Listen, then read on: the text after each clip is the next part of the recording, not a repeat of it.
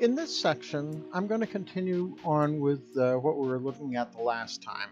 This is based on this photograph taken at MIT of someone by the name of Bill apparently dropping a ball, while this strobe light flashes at about 1/16th of a second per flash.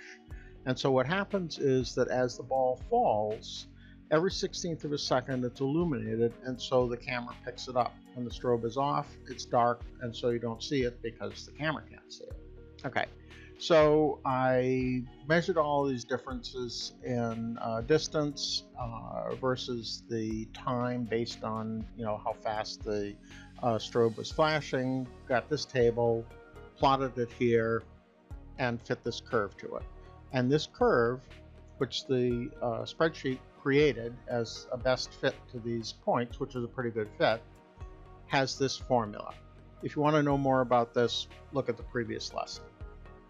Okay, so what I'm going to do this time is I'm going to look at the slope at different points on this line and then look at the relationship between what the slope is at different points. Remember that because this is distance versus time and slope is the change in y versus the change in x, it's the change in distance versus the change in time for this example. Distance divided by time is velocity.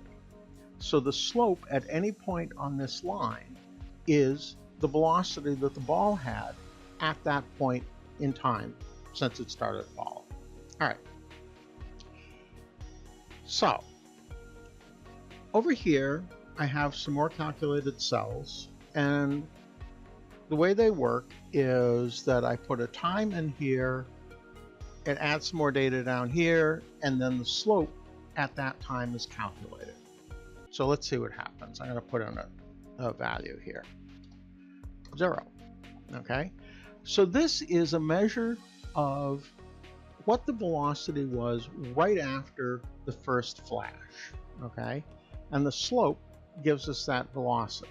All right, I'll talk a little bit more about this in a minute. But if you recall, when we looked at this before, this term here, 0.43x, this is saying that the distance is increasing at a constant rate. For each 1 second increase in time, the distance changes by 0.35 meters. But if you have a constant increase in distance with time, that's a constant velocity. I'm pretty sure that what this was that back over here where the first flash occurred, it actually occurred a little bit after he had dropped it. And so it already has some initial velocity when we started out. Okay, and so that's why the slope of this line at 0 isn't 0. Ideally, had the flash and the dropping been exactly timed, the slope of this would have been 0, but it's not. Okay, so let's put another value in. I'm going to put in 0.15 seconds. And here's the point.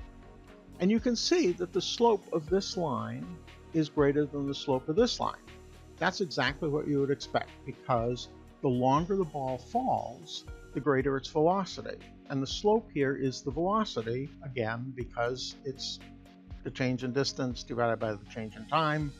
Meters divided by time is meters per second, that's a velocity. All right, let me put a couple more of these things in. You can see over here that each one of these, as I go further out in time, the slope keeps increasing because the velocity keeps increasing. Now let's look over here at this chart. This chart is plotting this data, okay? Again, the x-axis is time. The y-axis comes from the slope, so the y-axis is velocity. So this is plotting velocity versus time. Velocity divided by time is acceleration, because velocity is meters per second, time is in seconds, so if you divide meters per second by seconds, you get meters per second, and meters per second is an acceleration. So the slope of this line is the acceleration. So let's look at that. I'm in the chart editor again, and what I'm going to do is just add a trend line. The default is a straight line. It matches this very nicely. And as before, I've used the equation as the label. All right, so let's see what all of this means. This is the equation of the line. I just copied it down from here because it was too small to read up here. So what is this telling us? First is this 0.435 number out here, which is the same thing that we were talking about before. I'm pretty sure that that's just because the first flash up here was after the ball had actually been dropped, and so the ball already had some velocity. Now this term over here, 0.988x, that's a much more interesting term. Remember that the slope of this line is velocity divided by time, meters per second, so it's an acceleration. This number here, 9.88x, is the slope of this line, because obviously as x increases, y increases by this amount. That's the slope. That's what the slope is. So what is this? Slope is an acceleration. We've gotten this from this original data of a ball falling on the Earth. So what this number is gravity. Now the actual number for gravity on the Earth is about 9.8 meters per second. It depends a little bit on where you are, but that's about it. This is very close. The reason that it's not exact is because I couldn't exactly measure all of these points exactly. You know, it's hard to say what all the errors are. Nonetheless, this is a very close approximation to the actual acceleration of gravity. And that's what this slope is, and that's why it's a constant, because the acceleration due to gravity is a constant. Gravity is constant. So no matter how far out in time we go, this acceleration, that is the slope, is going to stay the same. All right, so what's the point to all of this? The point to this is to show that, again, slope is extremely useful for understanding data. We started off with this data here, which was just how far the ball had fallen at different times.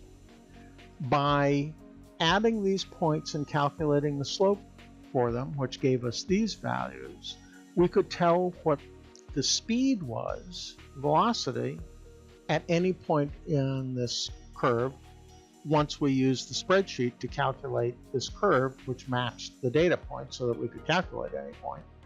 Then what we did was we took the slope of the velocity curve, which is this, and that gave us the acceleration and a measure of the gravitational constant. So slope is extremely useful for understanding data, and slope of slope can also be used, and so on.